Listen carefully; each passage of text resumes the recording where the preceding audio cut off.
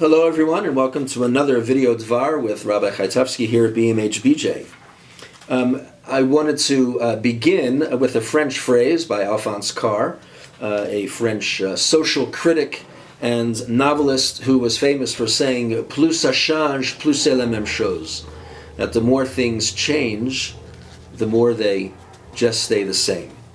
And he meant this in a critical way.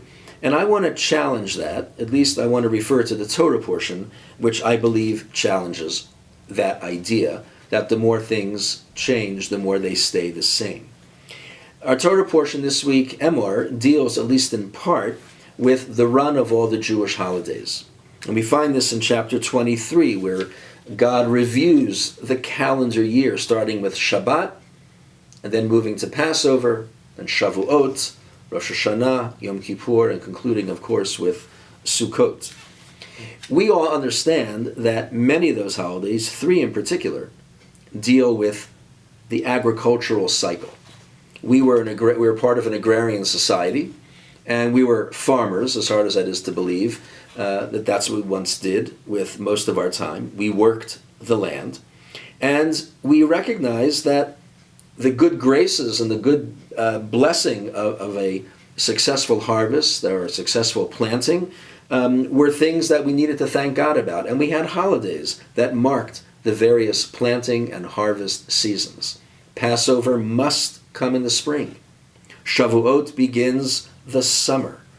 And Sukkot ushers us into fall and winter. And on the one hand, each of those holidays marks something that we have no control over, something that never changes, the cycle of the seasons and the weather. We just have no real control over that. On the other hand, each of the holidays, and we know this instinctively because we celebrate this, each of the holidays represents something altogether different, something that does change, something that is not always the same. Each of the holidays marks a shift in our behavior, a cosmic or seismic reevaluation of what it means to be a citizen of this world and what it means to have the world, the way in which the world behaves or should behave. Passover represents the journey from slavery, which was perhaps the norm, and in many parts of the world is still the norm, to something we call freedom. Shavuot, what does it mean to be free under the law, to have restrictions even as we are free? And Sukkot, what does it mean to give thanks when we live perhaps not as protected by our own devices as we otherwise might want to be, and we're dependent upon the protection of God? These are attitudes that grow out of our celebration of the holidays. And for us, they probably resonate a little bit more than anything connected to agriculture. And then we have the Omer stuck in the middle of that. And we are now counting the Omer. We just celebrated Lag BaOmer a day or two ago. And we're moving towards Shavuot. And we're still counting the days until Shavuot. The Torah says that we're supposed to count 49 days and also count 7 complete weeks. Those are the words of the Torah itself. Days and weeks. Why did the Torah do that? That's sort of ambiguous. Either count one or the other. Why does it tell us to count both days and weeks? And perhaps, like the holidays, the Omer is also operating on 2 different levels. One is connected expressly to the barley process, the barley seasoning, where barley ripens at a certain time and then it's brought as an Omer offering.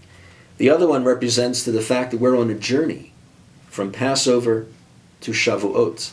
And we are trying to initiate and actualize certain changes in the way we behave as we move from absolute freedom to freedom under the Torah. So the Omer period, all the Jewish holidays operate on 2 levels. One we have no control over, it's a set. And the other one is change that we initiate. So rather than say, plus ça change, plus c'est la même chose, we should say the opposite. That the more things seem to stay the same, and the more things do stay the same, the more we are required to change them. and to act upon them and to change them for the better. That's what this time period's about. Hope you have a great Shabbat. Shabbat Shalom, and I'll see you in Shul.